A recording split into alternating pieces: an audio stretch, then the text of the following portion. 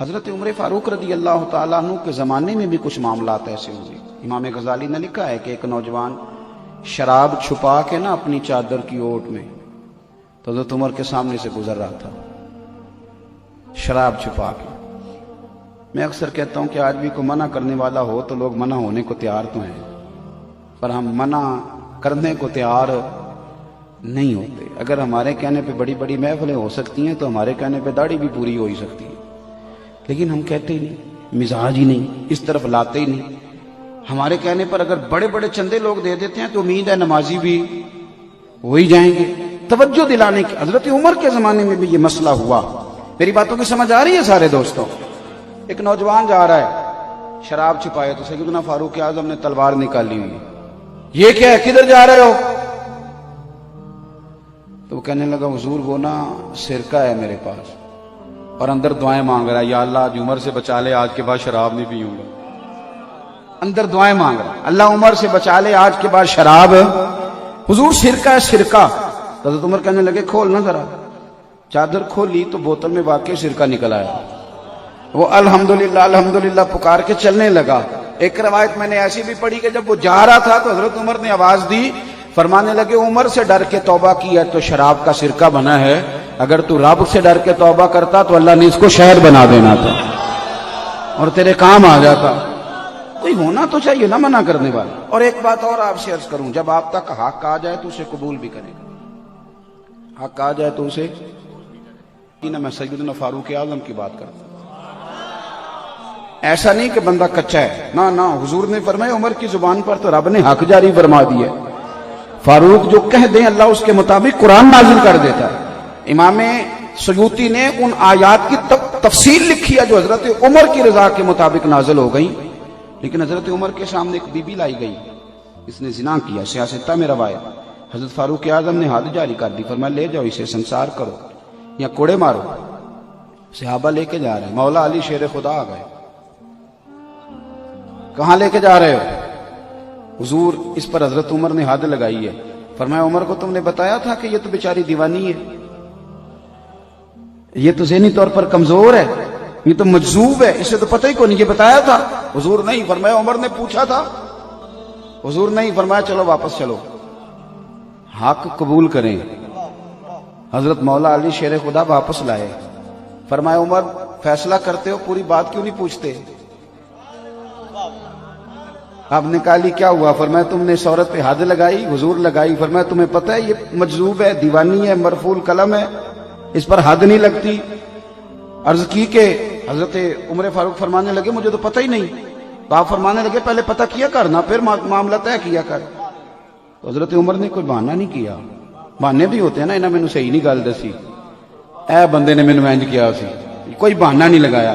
عمر نیچے اترے اور سجدے میں گر گئے، یا اللہ عمر کو معاف کر دے، یا اللہ عمر کو معاف کر دے۔ اور پھر چمکتے ہوئے جملے سیدنا فاروق اعظم کے فرمانے لگے لوگو آج اگر علی نہ ہوتا تو عمر ہلاک ہو جاتا، آج اگر علی نہ ہوتا تو عمر ہلاک ہو جاتا۔ بات کو سمجھیں، آپ قبول کریں، اگر آپ تک شکر کریں، حق اگر کسی تک آ گیا حق کو مانیں اور ڈٹنا سیکھیں اور حق بات کہنا سیکھیں۔ رجوع بڑے بڑے بزرگوں نے کیا ہے، رجوع کرنا عیب نہیں، رجوع کرنا خوبی ہے۔ آپ اللہ کا شکر ادا کریں، آپ کی کوئی غلطی نکالتا ہے، آپ کا سجن ہے وہ آپ کو نکھارنا چاہتا ہے، لیکن یہاں تو اڑے ہوئے لوگ اور ڈٹے ہوئے لوگ اور کمال ہو، یعنی ماں بدولت تو غلطی نہیں نہ کر سکتے ہو، ٹھہر جائے یار، غلطی کرنے سے ہی بندہ انسان رہتا ہے۔ انسانیت نام ہی اسی کا ہے کہ وہ کبھی کبھی بھول بھی جاتا ہے، ورنہ تو فرشتے ہو جاتے۔ تو تھوڑا سا تسلیم کریں۔ ہمارے ہاں نا ہم نے چونکہ اعلیٰ ظرفی سکھائی نہیں تو قدریں کم ہوتی جا رہی ہیں۔ میں اگر لوگوں کو دوسروں کا ادب کرنا سکھاؤں گا تو انشاءاللہ کو میرا بھی کرے گا۔ ہم نے نہ صرف ایک کام سکھایا ہے کہ میں ہوں اور اس کے بعد بھی میں ہوں، پھر اس کا نقصان میں نے یہ بھی دیکھا ہے کہ بعض اوقات لوگ ایک آدمی سے اگر متنفر ہوتے ہیں تو مذہب سے ہی ہو جاتے ہیں، لیکن اگر وہ کھلے دل رکھتا نا، تھوڑا سا اسے اور بھی کسی طرف آنے جانے دیتا تو اس کے لیے کوئی آپشن دوسری بھی موجود رہتی۔ تھوڑی سی توجہ کریں، حق آ جائے تو پھر اسے قبول بھی کریں، اسے مان لیں، اسے تسلیم کریں، کوئی فرق نہیں پڑتا، کچھ بھی نہیں ہوتا۔ حضرت بشر عافی رحمۃ اللہ علیہ نے کوئی کتاب نہیں لکھی، حضرت بشر عافی رحمۃ اللہ علیہ نے کسی مسجد میں تدریس نہیں کی، وہ تو ان کو تو لوگ دیوانہ کہتے تھے، ننگے پیر پھرنے والا بندہ ہے، لیکن امام احمد بن حنبل نے 14 جلدوں میں حدیث کی کتاب لکھی۔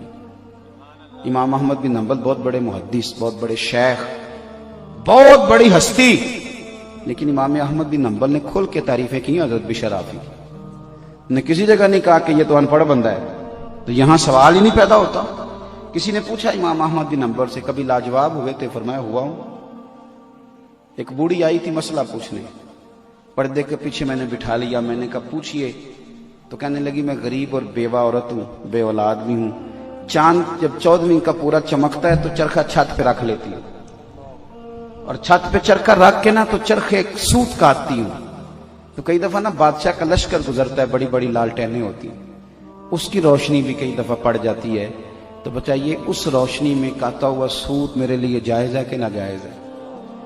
تو حضرت امام احمد بن حنبل کہتے ہیں مجھے چکر آ گیا، اللہ اکبر اللہ اکبر، میں نے کبھی بھی پہلے نام بتا تو کون ہے، کہاں سے آئی، اتنی باریکی؟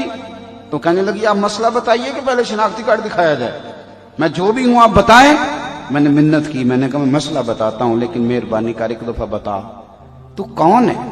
دنیا آتی ہے لیکن اتنی باریک، اتنا تقوی، کون ہے؟ تو کہنے لگی ایک مجذوب یہاں بشر عافی ننگے پیر پھرتا ہے، میں اس کی بہن ہوں، میں اس کی بہن ہوں۔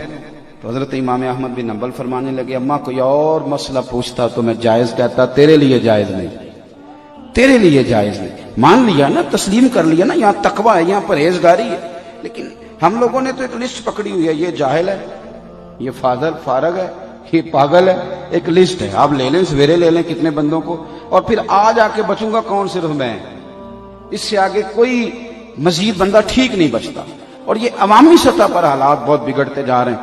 قبول اور کہیں آپ حق بات۔ یزید وہ والا نظام لے کے آ رہا تھا جو دبئی میں ہے، جو شارجہ اور مسقط میں ہے، مسجد بھی بڑی، شراب خانہ بھی بڑا، وہ والا نظام چاہتا تھا۔ ہمارے حکمران کہتے ہیں نا جی مسجد کھلی ہوئی ہے، مولوی ادھر چلے جائیں، پر ادھر جانے سے بھی لوگوں کو نہ روکیں، یہ والا ماحول یزید چاہتا تھا۔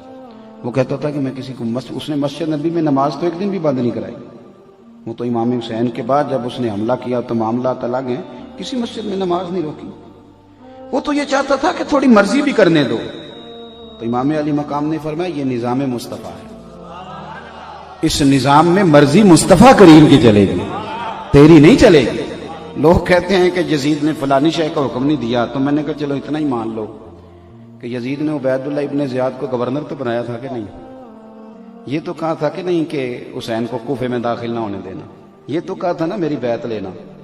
تو آپ کس طرح اسے اس کی صفائی پیش کرتے ہیں، اس بدبخت نے تو یہ سارے کارنامے کیے۔ اور پھر امام علی مقام رضی اللہ تعالیٰ عنہ اگر اس مقام پر تھوڑی دیر کے لیے بھی اس ظالم کی، فاسق اور فاجر کی بیعت کر لیتے، اچھی طرح میری بات سمجھ لینا، تو آج سارے حکمرانوں کے لیے دروازہ کھل جاتا، سب کے لیے کھل جاتا دروازہ۔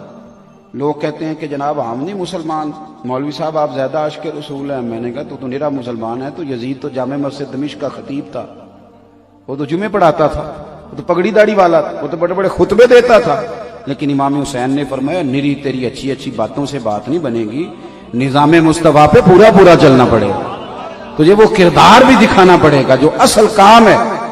پھر چیزیں بلیک میل کرتی ہیں انسان کو، ہم انسان ہیں، کمزور پڑ جاتے ہیں۔ نبی پاک صلی اللہ علیہ وسلم نے فرمایا اولاد آدمی کو بزدل کر دیتی، بڑی جگہوں پہ انسان کمزور پڑتا ہے۔ یہ وطن چھوڑنا ایک بہت بڑا مشکل کام ہے۔ کرائے کے مکان سے عورتیں جب نکلتی ہیں تو روتی ہوئی نکلتی ہیں، کرائے کا مکان ہوتا ہے پر روتی ہوئی وہاں سے باہر آتی ہیں۔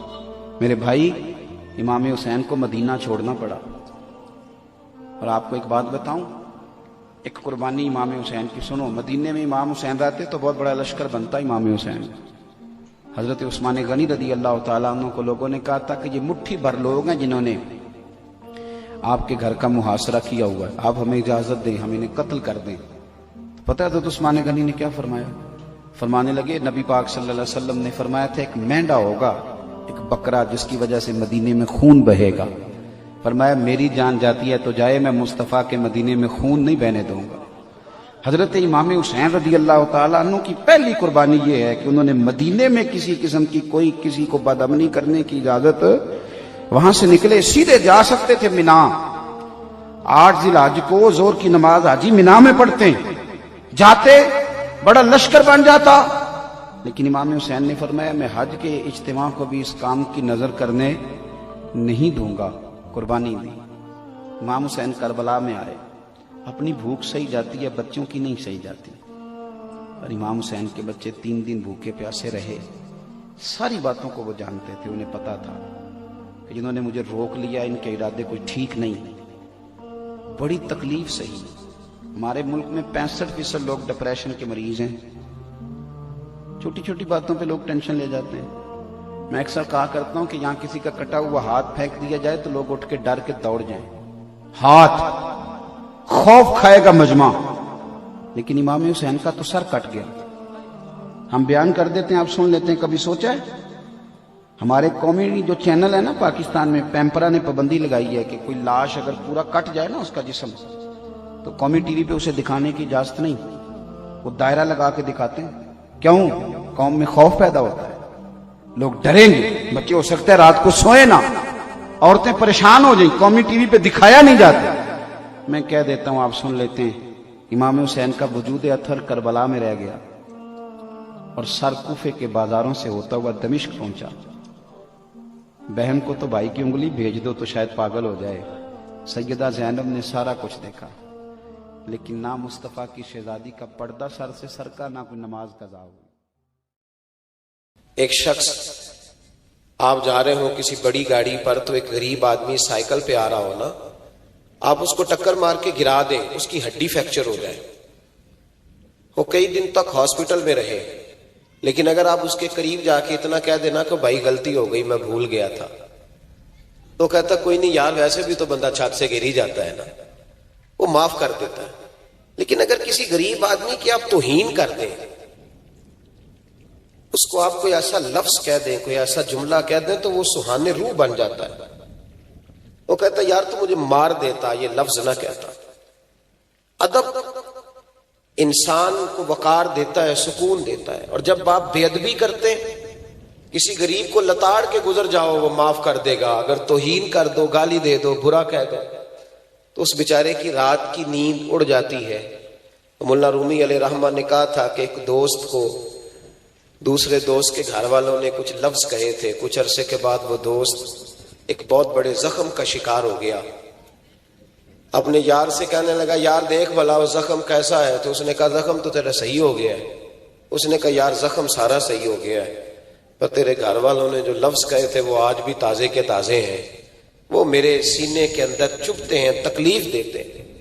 جو بے ادبی ہوتی ہے یہ ناقابل برداشت ہوتی ہے، یہ جو بے ادبی کر لیتے ہیں لوگ، یہ برداشت نہیں۔ میرے نبی کریم سید عالم صلی اللہ تعالی علیہ وآلہ وسلم نے ارشاد فرمایا کہ جو چھوٹے پر رحم نہ کرے اور جو بڑے کی توقیر نہ کرے، عزت نہ کرے، فلیس منا، وہ ہم میں سے نہیں ہے۔